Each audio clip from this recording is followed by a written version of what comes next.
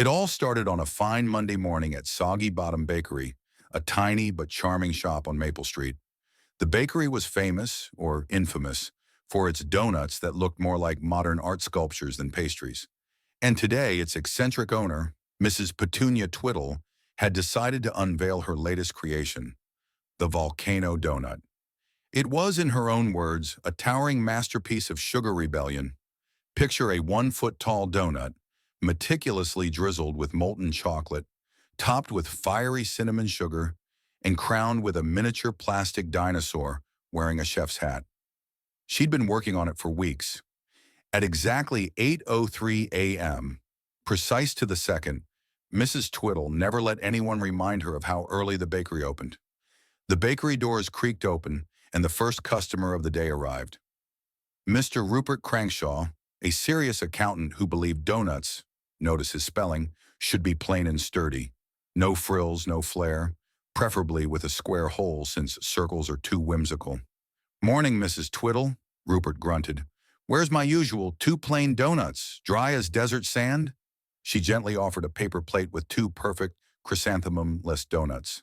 He frowned. "You renamed them Plain Delights, I see. Fine."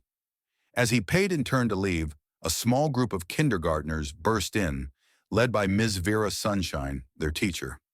Their mission? Field trip fuel. Their eyes widened at the sight of the volcano donut behind the glass. "Wow," squealed little Timmy, pointing. "That's the biggest donut we've ever seen." "Everybody take one step back," Mrs. Twiddle cautioned with a mischievous grin.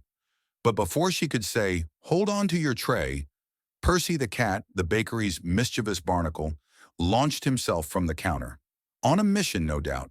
He leapt toward Ms. Sunshine's brim hat, which sat perilously close to the edge. Chaos unfurled. Percy snagged the hat with a fluffy paw, yanking it onto his own head. In surprise, he dove straight into the volcano donut. Time slowed. Cinnamon sugar flew, chocolate drizzled. A tiny dinosaur chef toppled mid-hat, landing in a fluffy crater of dough. A shriek, laughter, a splat. Moments later, the bakery resembled a scene from a pastry battlefield. Donut crumble glittered on the floor, sticky ribbons clung to the walls, and Percy emerged, wearing the plastic dinosaur chef like a crown, hat askew, licking chocolate from his whiskers. Miss Sunshine shrieked with laughter. "Percy," she cried, "you've crowned yourself the king of sweets." Mr. Crankshaw, meanwhile, stared at his plain delights, now suspiciously warm and sticky. He sniffed one. "Is that chocolate I smell?" Mrs. Twiddle, with a shrug of dramatic flair, answered, "Cupid's arrow, dear Rupert." The kindergartners burst into giggles. Little Timmy tried to pry the dinosaur off Percy's head, but Percy, a donut conquistador, froze him with a single green-eyed, slightly chocolate-smeared glare. Mrs. Twiddle whipped out a towel. "Hold still, Percy, before you get sticky-footed." She scooped him up, soft as butter, and set him gently on the counter, where Percy shook himself, dislodging toasted crumbs. The tiny plastic dinosaur clattered off, pivoted upright, and stuck fast in a glob of chocolate drizzle. It perched like an edible statue. In that moment, the volcano donut had ground floor veggies, dough, dinosaur, hat, chaos. But miraculously, it was still standing, though now gloriously decorated with kitty hair, cinnamon sugar sprinkles, where no sugar should be, and a plastic dinosaur in submission. The kindergartners begged for a volcano bite. Mrs. Twiddle hesitated.